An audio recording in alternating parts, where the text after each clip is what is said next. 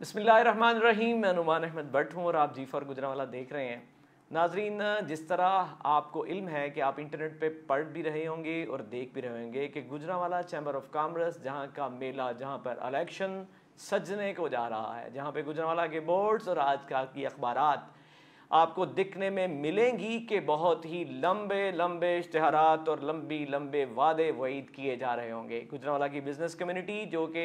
हर साल अपना इलेक्शन के अंदर वोट कास्ट करती है, लेकिन इस साल वो 2 साल के बाद यहाँ पर अपना वोट कास्ट कर रही है। ये इलेक्शन है 2024 से 26 तक का, क्योंकि जिस तरह के पिछले टेन्योर में 2 साल के लिए सदर मुंतखब होने वाले फैसल अयूब अपना इस सितंबर में अपना टेन्योर ख़त्म करेंगे और उसके बाद अगला सदर भी 2 साल के लिए होगा।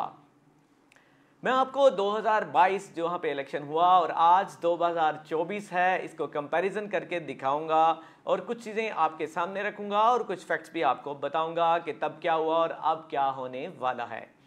अभी मैं आपको बात बताऊं, सबसे पहले आज मैं आपके सामने जो बात करूंगा वो सी क्लास की होगी, जिसको कॉर्पोरेट क्लास बी कहते हैं, जिसकी वोटर्स की तादाद कम होती है। और जो सी क्लास का वोटर होता है, जिसका वोट होता है, उसके लिए उसकी एलिजिबिलिटी ये है कि उसकी जो टर्न है, उसकी जो सेल टैक्स रिटर्न है वो 5 करोड़ से अबव होनी चाहिए या वो प्राइवेट लिमिटेड फर्म का मालिक होना चाहिए। ये 2 चीज़ें हैं। और इसके अलावा मैं आपको ये बताता चलूँ कि जो सबसे पहले अगर मैं बात करूँ 2022 की, तो 2022 में जो सी क्लास के वोटर्स थे उनकी तादाद 815 थी। सबसे पहले मैं यहाँ पर, चूँकि एक कन्फ्यूजन पैदा हुई थी पिछले साल के, जो टोटल जो वोटर्स थे उनकी तादाद 788 थी, जिसमें 27 वोटर्स को शामिल किया गया जिनका पर एतराज़ात थे। और वो एतराज़ किसने किया था? जो दूसरा ग्रुप था। यहाँ पर मैं रुकते हुए आपको 3 चीज़ें बताता चला जाऊँगा। सबसे पहले एक बात ये बताऊँगा कि गुजरांवाला चैम्बर ऑफ कॉमर्स में जो धड़े इलेक्शन लड़ते हैं उनमें आपको बताऊं कि सबसे पहले वन यूनिटी, फिर यूनिटी, फिर एहसास ग्रुप और उसके साथ FIG और उसके साथ साथ जो नया ग्रुप अभी सामने आया वो है VN ग्रुप। अभी जो चीज़ें ऊपर नीचे हुई हैं जिनमें FIG, एहसास, यूनिटी और VN ग्रुप का इत्तेहाद हुआ है। और VN ग्रुप कौन सा है? VN ग्रुप जो है वो यूनिटी से, वन यूनिटी से अलहदा हुआ है और वो कौन है इसके बारे में भी मैं तफसीलात आपके सामने रखूँगा। अभी मैं बताऊं आपको कि चूँकि एतराज़ात किए गए थे उस वक़्त के FIG की तरफ से, फाउंडर इत्तेहाद गोल्डन एहसास ग्रुप की तरफ से ये एतराज़ किया गया था कि 27 लोग जो है, 27 वोट जो हैं वो गलत तरीके से शामिल किए गए हैं, उन पर उनका एतराज़ था और वो एक लंबी चौड़ी डिबेट है। उनके केसेस भी DGTO के पास चलते रहे हैं। मैं बताऊं कि 815 टोटल वोट थे, जिनमें ऐसे जो है वो 8 जो वोटर्स थे वो इस दुनिया में नहीं रहे थे, वो फौत हो चुके थे और 22 लोग उस वक़्त मुल्क से बाहर थे। और 2022 में जो टोटल वोट कास्ट हुए थे उनकी तादाद 751 थी। 751 वोट में से जो कास्ट हुए थे उसमें से अगर मैं ये माइनस करूं कि 8 वोट जो हैं वो उस वक्त रिजेक्ट किए गए थे रिजल्ट के मुताबिक, तो जो बैलेंस जो वोटर जो हैं वो 743 वोटर जो हैं वो वोट थे जिनकी गिनती हुई थी और इसमें जीत और हार को देखा गया था।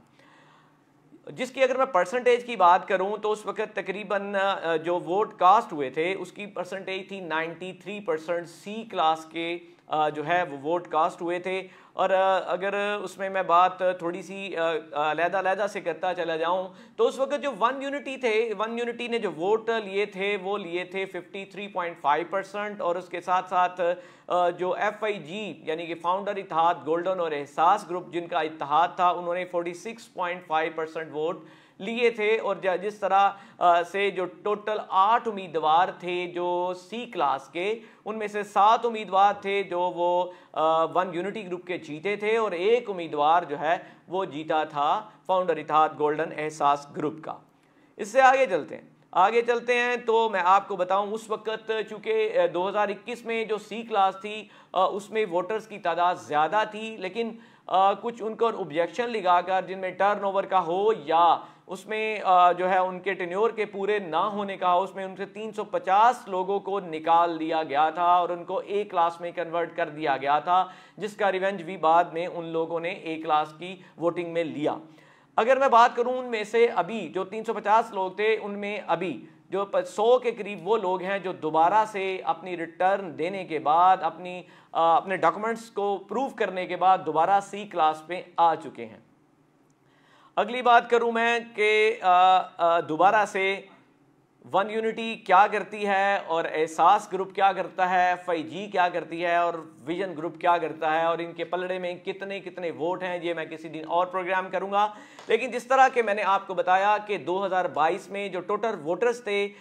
उनकी तादाद 815 थी। इसी तरह 2024 में आते हैं तो वोटर्स की तादाद ज़्यादा हो चुकी है। वोटर की तादाद किस तरह से ज़्यादा हो चुकी है? कुछ लोग ऐसे हैं जिन्होंने अपनी वो 100 लोग जिन्होंने कि अपनी रिटर्न्स जो हैं वो जमा करवाई और अपने आप को इस एलिजिबल साबित किया और दोबारा से वो सी क्लास में आ गए, और कुछ नए वोटर्स भी आए हैं और इसके साथ साथ कुछ लोग शामिल भी किए हैं। और आज के मुताबिक आज की लिस्ट जो दोबारा से गुजरांवाला चैम्बर ऑफ कॉमर्स ने 2024 से 26 के लिए जारी की है सी क्लास की, उसमें वोटर्स की तादाद है 1005 जो है वो हमारे सामने आई है, जो कि पिछले अगर मैं बात करूं 815 के हिसाब से तो 190 वोट पिछली लिस्ट से ज़्यादा है। तो अभी कैसे और क्या होता है? अभी में एक नई चीज़ सामने आई है कि अभी तो चूंकि चीज़ें चल रही हैं तो अभी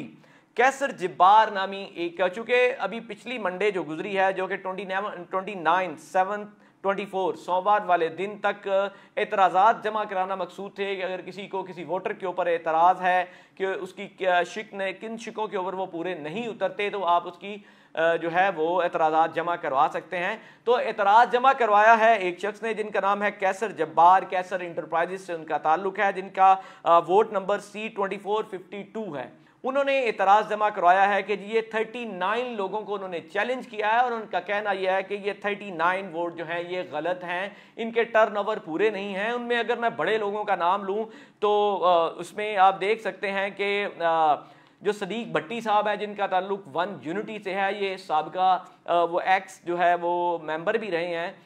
उनका नाम शामिल है। और इसके साथ साथ बहु इम्तियाज़ जो कि साबिक जो है इलेक्शन कमीशन भी थे, चेयरमैन इलेक्शन कमीशन भी थे, उनका नाम भी शामिल है। तीसरा बड़ा नाम सईद ताज जो कि यहाँ पर गुजरांवाला चैम्बर ऑफ कॉमर्स के प्रेसिडेंट भी रह चुके हैं, उनके बेटे वलीद ताज जो हैं उनके बारे में भी ये कहा जा रहा है और एतराज़ लगाया गया है कि इनकी भी टर्नओवर पूरी नहीं है। ये बड़े नाम थे लेकिन टोटल मैं नाम नहीं ले सकता। तकरीबन 39, तकरीबन नहीं बल्कि एग्जैक्टली 39 लोग, 39 लोग ऐसे हैं जो कि सी के लिए जिनका नाम सी क्लास की वोटर लिस्ट के अंदर शामिल किया गया है लेकिन उनको चैलेंज कर दिया गया है। कल का दिन एक बड़ा एक ऐसा दिन होगा जिसमें उस चैलेंज को उसका जवाब भी दिया जाएगा सेक्रेटरी की तरफ से, क्योंकि ये सबसे पहले जो फोरम है वो सेक्रेटरी का है। अगर सेक्रेटरी साहब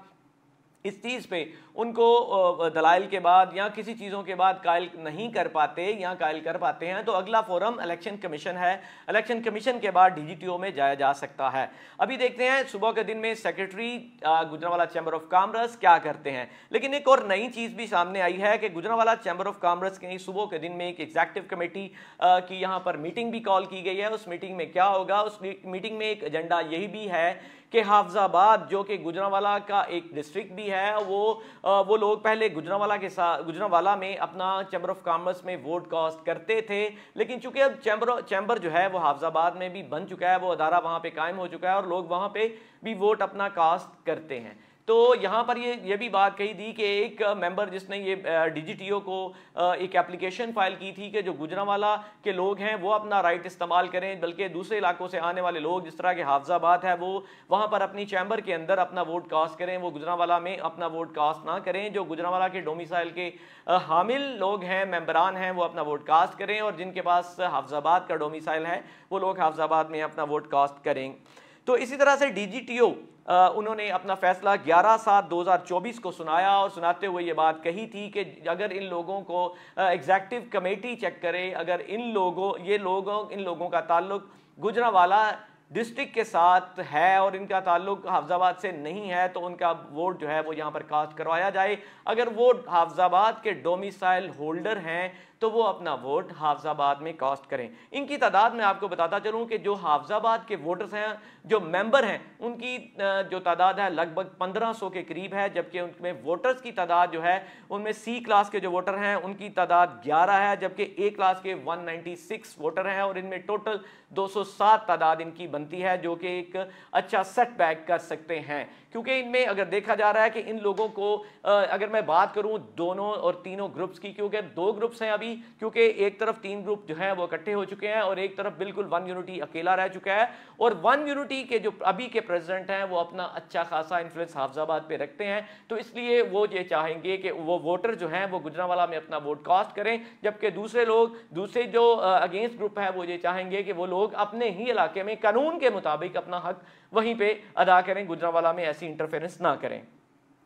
इसी तरह से मैं अगर बात करूं तो सुबह के लिए चूंकि एक वहां पर एक चैलेंजिंग चीजें पैदा हो रही हैं कि सुबह क्या होता है, वोट भी कानून तो अपनी जगह पे, लेकिन एग्जीक्यूटिव कमेटी भी अपना राइट रखेगी और अपने फैसले पर अमल दरामद कराएगी। हाउस जो है वो 32 लोगों का है, 32 लोगों का है, लेकिन ये कहा जा रहा है कि इस टाइम पे इस वक्त के मुताबिक 14 लोग जो हैं वो बिजनेस ग्रुप के पास हैं, क्योंकि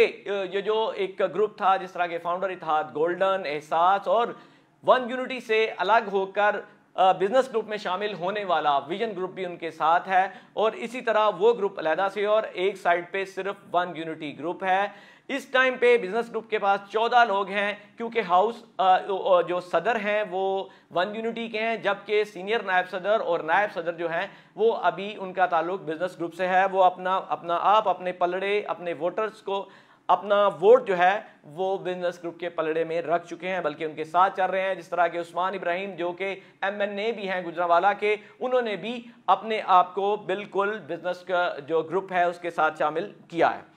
तो सुबह के दिन में क्या होता है क्या नहीं होता, लेकिन मैं थोड़ी सी आपको कंपैरिजन बताता चलूं कि आज की सूरत हाल के मुताबिक सी क्लास जो कि 2022 में इलेक्शन हुआ था, 2022 में जो इलेक्शन हुआ उसमें बहुत बड़ा किरदार अली हमायूं भट्ट का था। Ali Humayun Bhatt ferrous non ferrous के लिए एक बड़ा नाम है, और उन्होंने अपना किरदार भी अदा किया, और उन्होंने उस वक्त वन यूनिटी के साथ